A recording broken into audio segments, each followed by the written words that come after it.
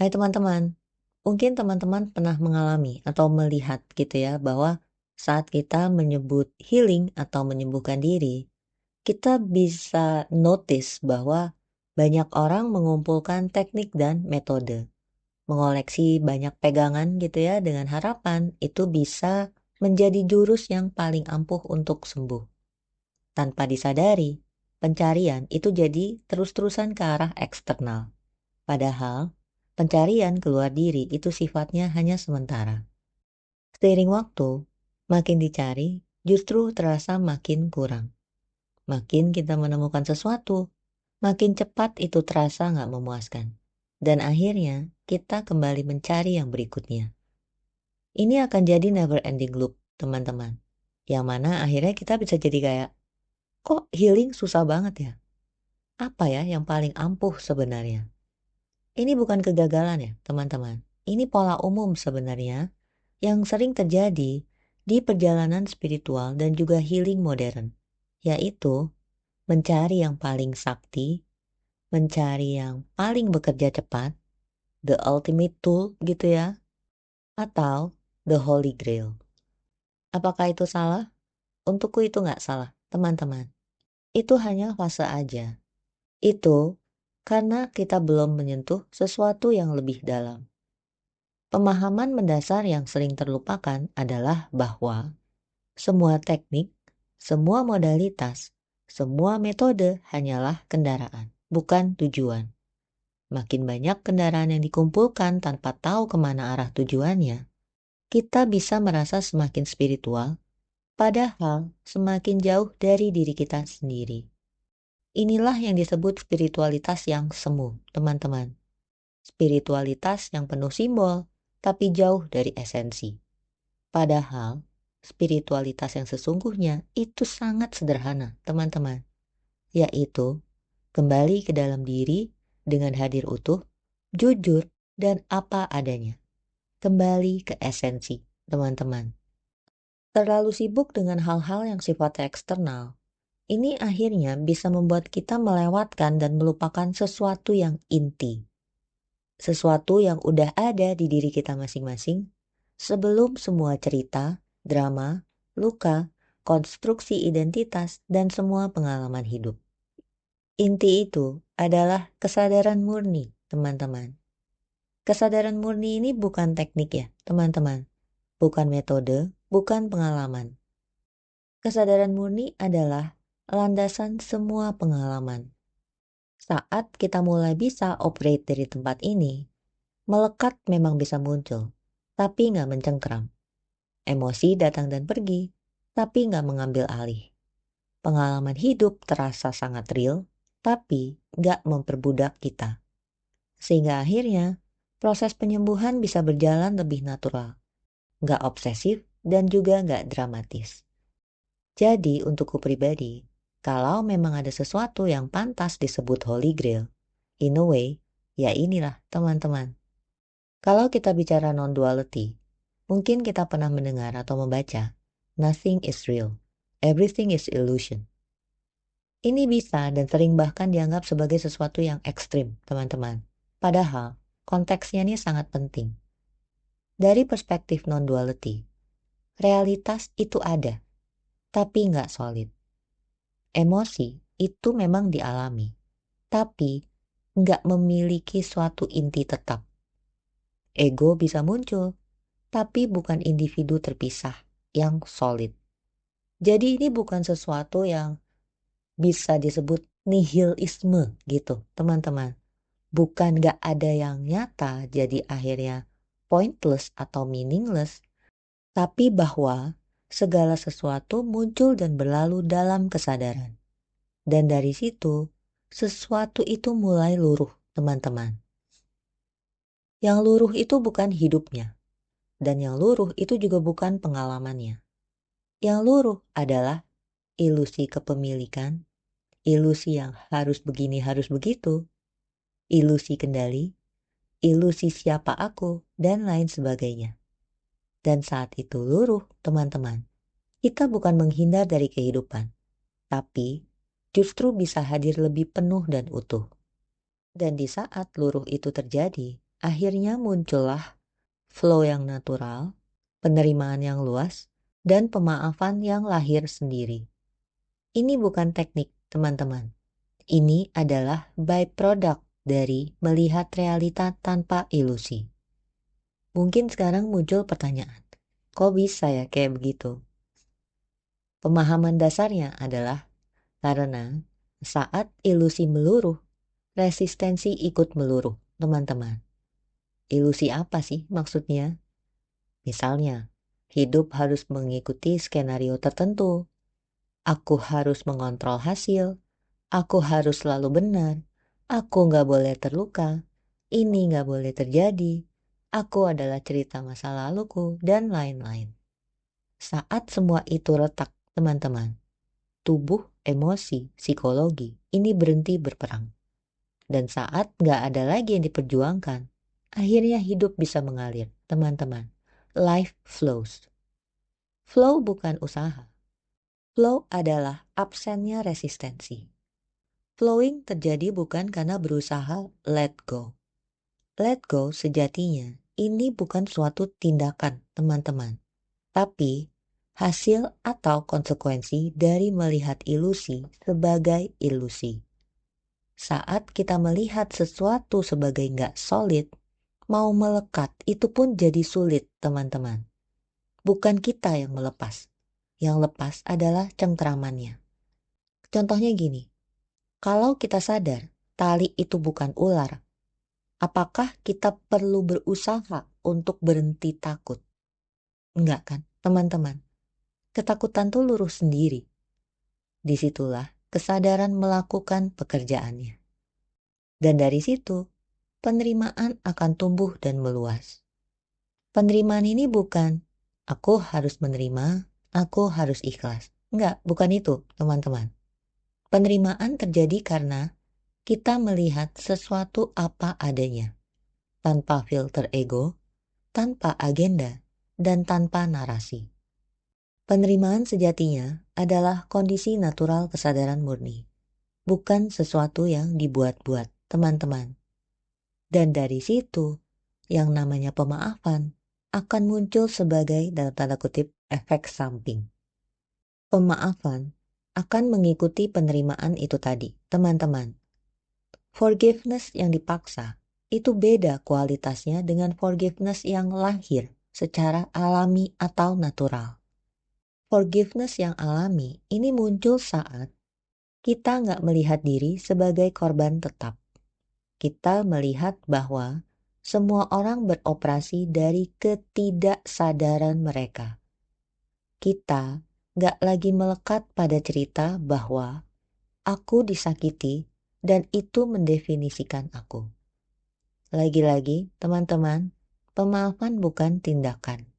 Itu adalah buah, hasil, atau dampak dari peluruhan identifikasi.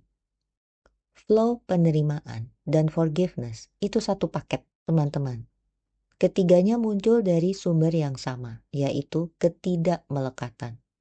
Dan ketidakmelekatan muncul bukan karena kita memaksakan diri atau berupaya keras, tapi karena kita melihat realitas dengan jernih dari kesadaran murni.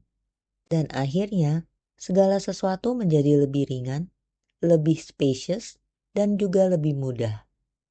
Jadi, yang disebut Holy Grail itu, teman-teman, baru bisa dirasakan manfaatnya saat kita shifting dari spiritualitas berbasis mental konseptual ke spiritualitas berbasis seeing atau awareness. Dan saat shift ini terjadi, bisa muncul hal-hal seperti ini. Ini bukan karena kita jadi a good person, teman-teman. Tapi karena kita nggak lagi terjebak dalam cengkraman yang sama. Mungkin sampai sini ada pertanyaan lagi. Apa sih yang dimaksud dengan melihat apa adanya?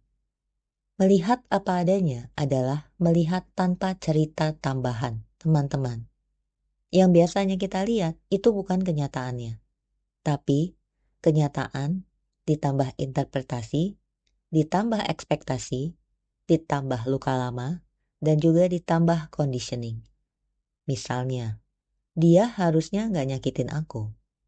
Atau hidup yang ideal itu A, B, C.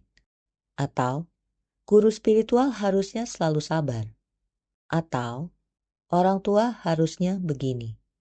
Atau bisa juga, aku seharusnya sudah berhasil di usia segini. Itu semua adalah cerita tambahan, teman-teman, bukan realita.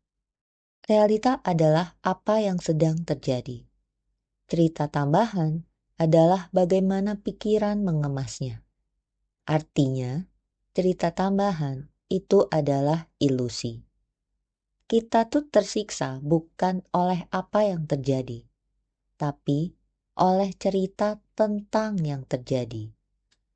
Melihat tanpa ilusi artinya melihat tanpa lapisan-lapisan ini, teman-teman. Karena semuanya ini menciptakan filter. Melihat apa adanya artinya kacamata tambahan itu dilepas, teman-teman. Jadi melihat apa adanya artinya nih apa? Artinya simple, clean, tidak berlapis-lapis. Saat kita melihat apa adanya, apa yang terjadi? Kita nggak lagi memakai energi untuk melawan realita. Emosi yang tadinya menggumpal, akhirnya mulai melebur. Tension tubuh otomatis jadi longgar. Penerimaan bisa muncul tanpa dipaksa. Pemaafan terjadi karena cerita-cerita ego mereda. Dan flow bisa muncul karena kita nggak lagi berkontraksi di dalam. Dan akhirnya, life becomes simple again, teman-teman. Tanpa drama batin yang dibuat oleh pikiran. Melihat apa adanya bukan hanya tentang melepas dogma atau ekspektasi, teman-teman. Tapi juga tentang melihat diri tanpa ilusi, luka tanpa cerita, orang lain tanpa proyeksi, hidup tanpa tuntutan, emosi tanpa identitas, dan juga momen tanpa editing mental. Saat kita bisa melihat apa adanya, yang muncul adalah kehadiran yang polos, seperti kesadaran sebelum semua lapisan tambahan itu ditempelkan.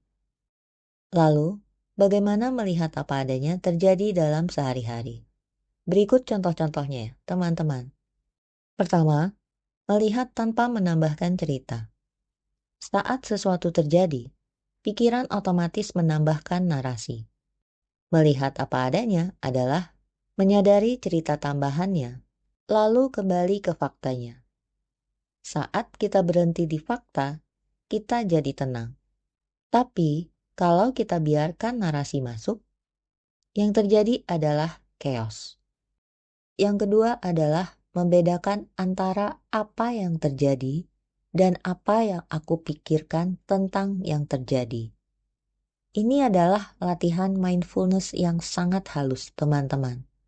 Saat kita kembali ke apa adanya, energi kecemasan ini bisa menurun 40-60% dengan sendirinya, teman-teman.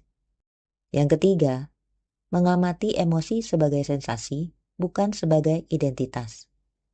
Saat kita melihat emosi apa adanya, artinya kita mengurangi keterlibatan ego dan emosi bisa pulih dengan lebih cepat. Yang keempat, tidak memaksa realita sesuai keinginan. Banyak suffering muncul karena kenapa begini? Harusnya kan begitu. Melihat apa adanya artinya menyadari bahwa orang berperilaku sesuai kapasitas kesadarannya. Hidup nggak tunduk pada idealisasi. Dan semua hal memiliki kealamiannya sendiri. Perbedaannya memang kayak kecil ya, teman-teman. Tapi, efek energetiknya ini besar. Yang kelima adalah mengakui apa yang terasa tanpa membuatnya menjadi drama. Kalau sakit, ya bilang sakit. Kalau capek, ya bilang aja capek. Kalau kecewa, ya akui lagi kecewa, teman-teman. Mengakui apa adanya, itu malah bisa membuat kita cepat pulih loh, teman-teman. Tapi, kalau kita mengabaikannya, menyangkal, dan juga memaksa, akhirnya malah bisa semakin lama. Yang keenam adalah melepas tuntutan harus selalu tenang, spiritual, atau baik. Melihat apa adanya juga berarti melihat limitasi diri apa adanya. tanpa nambah-nambahin misalnya, aku kok begini terus ya? Harusnya aku kan udah bisa lebih dewasa secara spiritual. Dari sini aku rasa jelas ya bahwa simplicity is healing. Selanjutnya adalah mengamati aliran hidup tanpa buru-buru membuat kesimpulan.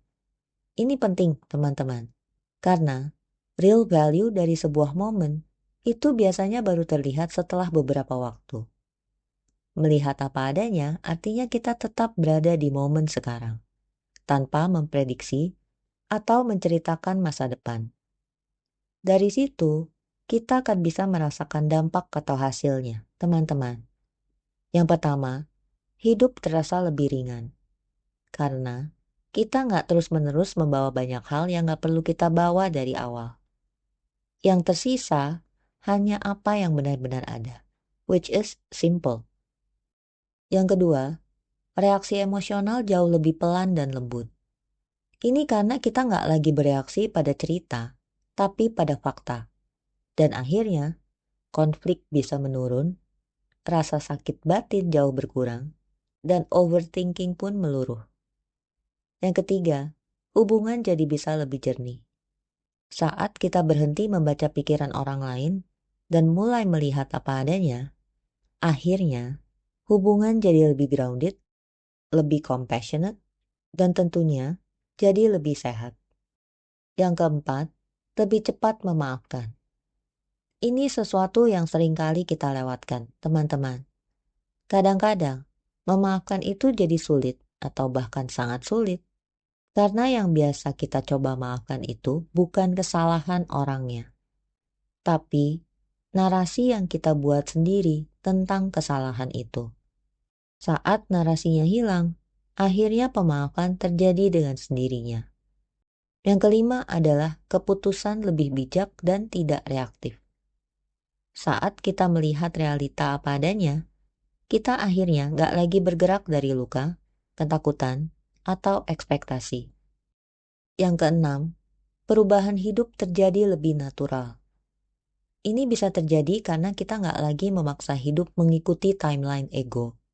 Dan saat kita bisa melihat semua apa adanya, pintu yang tertutup terlihat sebagai tanda, bukan kegagalan.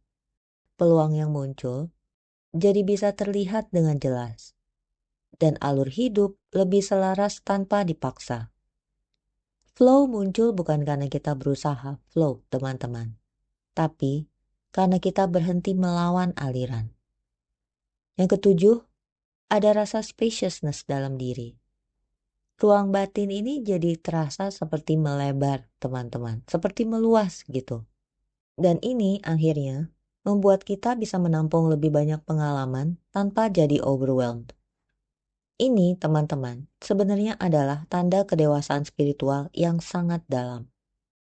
Yang kedelapan, energi jadi lebih bersih. Karena kita nggak menghabiskan energi untuk resistensi, denial, pertarungan batin, atau narasi lama, jadinya energi bisa mengalir ke hal-hal yang benar-benar penting. Yang kesembilan, kita bergerak seperti orang yang tahu, tanpa tahu dari mana taunya. Ini kita jadi kayak bergerak secara otomatis yang alami, bukan impulsif dan juga bukan autopilot. Ini adalah ciri-ciri orang yang sudah mulai operate dari kesadaran yang lebih jernih. Jadi teman-teman, melihat apa adanya, ini bukan teknik. Ini adalah kembali ke perspektif dasar sebelum cerita, ekspektasi, dan luka yang menutupi mata batin kita. Dan saat itu terjadi, hidup gak berubah bentuk. Tapi, cara kita bergerak di dalam hidup yang berubah total. Pada akhirnya, teman-teman, perjalanan spiritual bukan tentang menjadi versi paling sempurna dari diri kita. Dan juga bukan tentang mengumpulkan teknik paling canggih. Ini tentang kembali pulang ke tempat yang sudah ada sejak awal, yaitu kesadaran yang sederhana, polos, dan apa adanya. Dan saat kita kembali ke tempat ini, kita nggak lagi mencari Holy Grail di luar. Karena kita menyadari bahwa Holy Grail itu bukan sesuatu yang ditemukan, tapi sesuatu yang diingat kembali. Semoga berkenan, semoga bermanfaat. Terima kasih teman-teman.